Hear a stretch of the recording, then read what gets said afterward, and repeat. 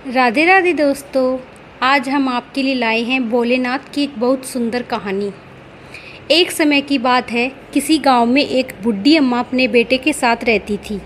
माँ बेटे बहुत मेहनत मजदूरी करके अपना गुजारा करते थे। एक बार बुढ़ी अम्मा के मन में विचार आया कि अब उसका पुत्र विवाह के योग्य हो गया है, अब उसे अपने लिए बहू ले आना चाहिए। कुछ समय बाद बुढ़ी अम्मा ने अपने बेटे का विवाह एक सुशील कन्या से कर दिया।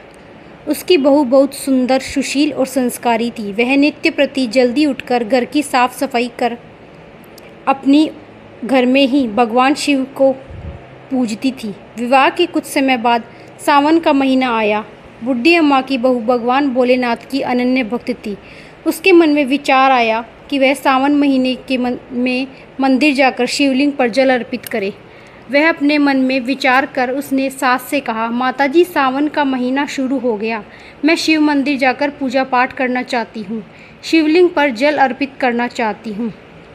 बुढ़ी अम्मा ने उसे मना कर दिया और घर में ही पूजा कर लो ऐसा कहा, और समय बर्बाद होगा, इतने समय में घर का सारा काम हो जाएगा ऐसा कहा। ऐसी बात सुनकर बहू उदास हुई और कुछ भी न कर सकी। उदास होकर वह घर के कार्यों में लग गई और कुछ अन्न जल भी ग्रहण नहीं किया। अगले दिन बहू जल लेने रास्ते में जा रही थी। गांव की ही दो लड़कियां पूजा की थाली सजाकर मंदिर की ओर जा रही थी।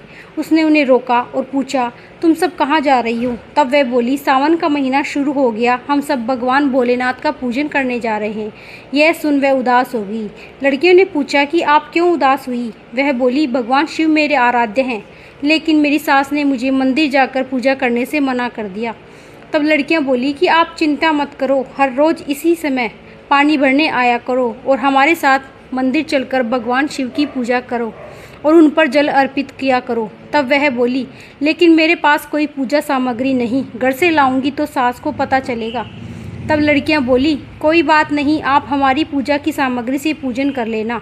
यह सुनकर वह बहुत खुश हुई और रोज़ उनके साथ मंदिर जाने लगी, जहाँ वह शिवलिंग पर जल चढ़ाती थी और भक्तिभाव से भोलेनाथ की पूजा करती और उनसे कहती, मैंने अपनी सास से यह बात छुपाई, इसके लिए मुझे क्षमा करना। ऐसे ही पूरा सावन बीत गया। सावन के अंतिम दिन उसने सोचा, पूरा महीना मैंने इन लड़कियों से पूजन सामग्री से पूजा करी है, आज तो मुझे अपना कुछ भोलेनाथ को अर्पित करना ही होगा।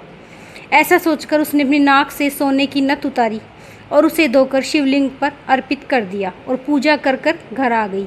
घर आकर वह अपनी सास से नज़रें छुपाकर इधर उधर घूम रही थी, क्योंकि वह जानती थी कि उसकी नाक में नथ न देखकर सास जरूर पूछेगी कि नथ कहाँ गई। ऐसे ही दोपहर खत्म हो गई। तभी अचानक सास की नज़र उसके नाक पर गई और नाक में नथ न देखकर सास ने पूछा, बहू तुम्हारी नथ कहाँ है? तो वो बोली, माँ मुझे नहीं पता, शायद कहीं गिर गई। सास बोली, अच्छा तो यह बताओ कि तुम आज कहाँ कहाँ गई, तो जाकर ढूंढेंगे। वह बोली, माँ मैं सुबह पानी भरने गई थी, तब तक तो मेरे नाक में नथ थी, उसके बाद मैं ऊपले थापने गई थी।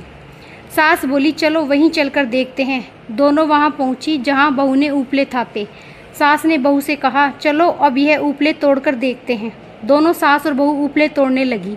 जैसे ही दोनों ने ऊपले तोड़े, दोनों के ऊपलों में एक एक नथ निकली। सास बोली, नथ तो एक ही थी, ये दो कैसे हो गई? इसके बाद सास ने कहा, एक एक करके सारे ऊपले तोड़ना शुरू करो। अब सास ने ऊपले तोड़ती जाए और उन सब में से नथ निकलती जाए। सास ने बहू की ओर देखा और पूछा, यह क्या माजरा है?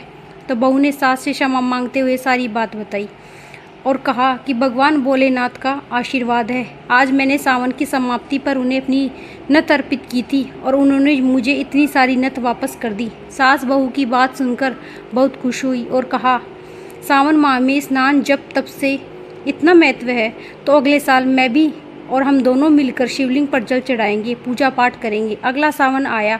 आने पर दोनों सास बहू ने नियम से सावन का स्नान किया, पूजा पाठ जब तब किया।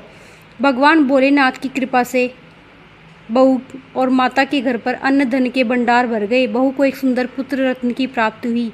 भोलेनाथ आप जैसी कृपा उन पर करी, वैसी ही सब पर करना, कहते हुए सुनते हुए हुंकारा भरते हुए सब पर करना। बोलिए जय भोलेनाथ की। अगर यह कहानी आपको अच्छी लगी हो तो चैनल पर लाइक, सब्सक्राइब, कमेंट में जय माता दी लिखिए और कमेंट बॉक्स में अपनी राय ज़रूर दीजिए कि यह सोमवार की कहानी आपको कैसी लगी। राधे राधे।